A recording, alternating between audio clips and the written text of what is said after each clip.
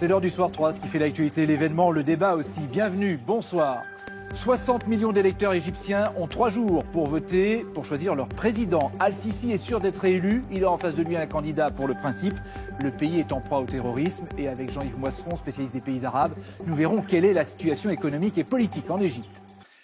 En Égypte, l'élection présidentielle s'étale sur 3 jours jusqu'à mercredi, mais au final, le résultat ne fait aucun doute. L'actuel tenant du pouvoir, Abdel Fattah el-Sisi, est sûr de retrouver son siège. Il a face à lui quasiment personne, si ce n'est un candidat pour la forme. Ses partisans sont très mobilisés, eux. Léa Scherer nous en dit plus. D'un côté, la liesse des partisans du président candidat.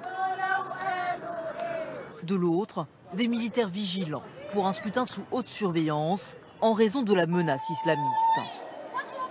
Partout dans les rues, des militants pro-Al-Sisi incitent les électeurs à aller voter. Protégez votre pays, allez voter. Sisi, c'est l'espoir et la sécurité. Personne d'autre que lui ne peut gouverner ce pays. Un scrutin sans grand enjeu, le président dirige d'une main de fer le pays depuis 4 ans. Il est certain d'être réélu, ses principaux opposants ayant tous été écartés, à l'image du neveu de l'ancien président assassiné, Anwar al-Sadat. Vous essayez d'organiser une conférence de presse dans un hôtel et on vous refuse l'autorisation. Vous essayez d'entrer dans le Parlement pour récolter les parrainages nécessaires à l'élection et là aussi c'est refusé. Tout est fait en fait pour vous faire comprendre que votre vie deviendra très compliquée si vous persistez. Dans les rues du Caire, le visage d'Al-Sisi est omniprésent. Celui de son unique adversaire, lui, est quasi invisible. Il y a quelques semaines encore, Moussa Mostafa Moussa appelait lui-même à voter pour le président. Je suis devenu opposant, bien sûr, mais l'opposition, pour moi, elle a plusieurs sens. Moi, j'étais en soutien du président à un certain moment. Faute d'enjeu, les autorités redoutent une forte abstention. Il y a 4 ans, la précédente élection avait été prolongée de 24 heures, tant la participation était faible, après 2 jours de scrutin. Bonsoir Jean-Yves Moisseron, de l'Institut de recherche pour le développement. Vous connaissez l'Égypte en particulier. Al-Sisi va être réélu pour 4 ans, ça fait pas de suspense. Qu'est-ce qu'il attend pour les 4 ans qui viennent? Qu'est-ce qui va se passer après? Je crois que ce qu'il attend d'abord, c'est d'essayer de sortir de l'impasse économique dans laquelle l'Égypte se trouve. Ça a été son engagement et une promesse de son premier mandat. Malheureusement, la situation économique aujourd'hui est pire, que quand il est arrivé. On est toujours dans une crise profonde, même si les chiffres macroéconomiques s'améliorent un petit peu. La pauvreté, l'inflation, les difficultés d'une grande partie de la population la pauvreté, justement, sont toujours là. 28% de la population est sous le seuil de pauvreté. C'est une bombe à retardement. Absolument. On peut dire que les causes qui ont provoqué la révolte, la révolution, même si ce terme maintenant est...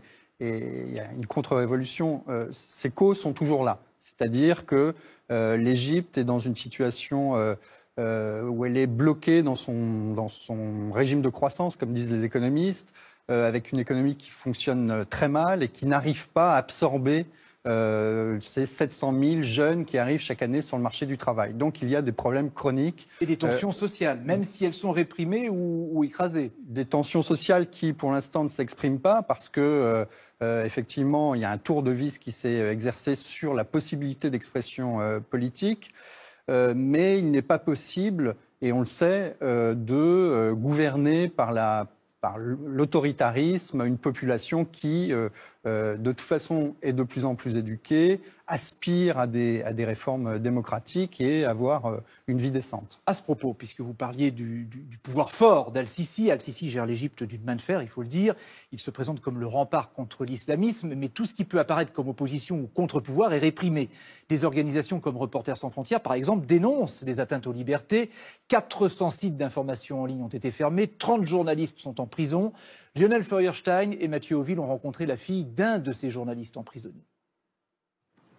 Étudiante à Paris, Aya Goma se bat depuis des mois pour faire libérer son père, le journaliste égyptien Mahmoud Hussein.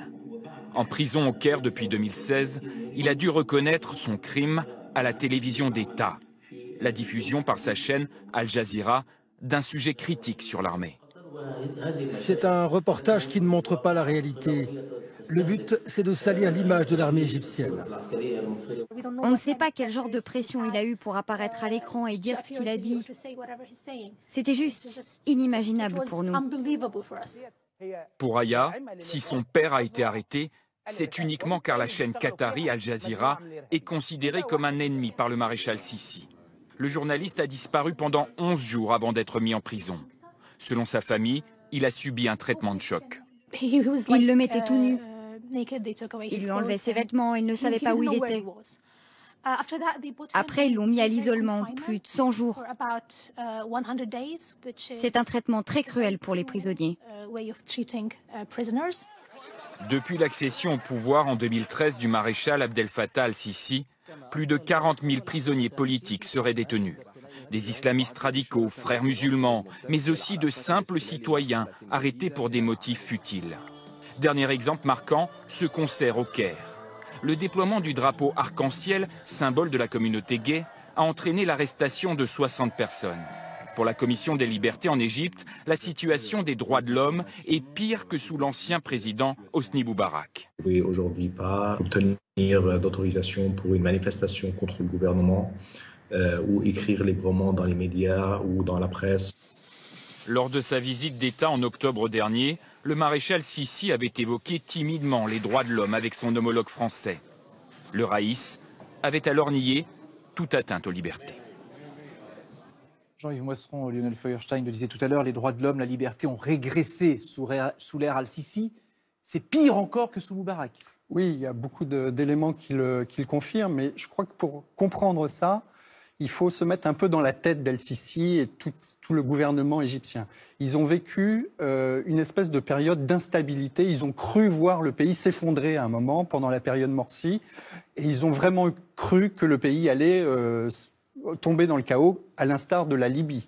Il faut savoir que l'Égypte était entourée par la Syrie, la Libye, le Soudan, une zone d'instabilité. Et donc, il y a une réaction qui est évidemment disproportionnée, qui prend prétexte de la lutte contre le terrorisme, qui est tout à fait légitime, mais qui touche beaucoup plus large. Et ces ONG sont perçues comme des organes extérieurs qui ont contribué ou voulons contribuer à déstabiliser l'Égypte. Et c'est dans cette perspective-là. Mais parce que le péril islamisme, on va dire comme ça, c'est une réalité cependant. C'est une réalité. Il y a des attentats encore samedi dernier, il y a dans le Sinaï en particulier. Mais c'est vraiment cette espèce de syndrome particulier qu'il faut comprendre pour expliquer les excès, qui ne les justifient absolument pas. Mais on se demande pourquoi ils vont si loin. Alors justement, lutte contre l'islamisme, besoin de stabilité dans la région. C'est de nature aussi à rassurer les dirigeants occidentaux. On voit bien que les dirigeants occidentaux ne critiquent pas Al-Sissi. Emmanuel Macron, on disait, reste très timide là-dessus. C'est ce qui fait sa force à Al-Sissi aussi. Oui, il y a une période historique. La priorité, c'est clairement la lutte contre le terrorisme plutôt que les droits de l'homme. Et donc, les États autoritaires, mais ça ne concerne pas seulement l'Égypte, hein, on observe ça en Russie, on observe ça en Turquie. Disons qu'il y a une tentation, une tendance autoritaire qui est acceptée bon an, mal an par la communauté internationale au nom de la lutte contre le terrorisme. Et par la France en particulier. Disons que la France a quand même rappelé un certain nombre de principes, mais dans les grandes dynamiques de sa diplomatie étrangère, il est clair que la sécurité internationale passe avant les droits de l'homme. Quitte à vendre des armes à l'Égypte. Et à d'autres pays. Et à d'autres pays. Merci Jean-Yves Moisseron d'être venu sur notre plateau ce soir. Retrouvez l'info minute par minute sur l'application et le site France Info.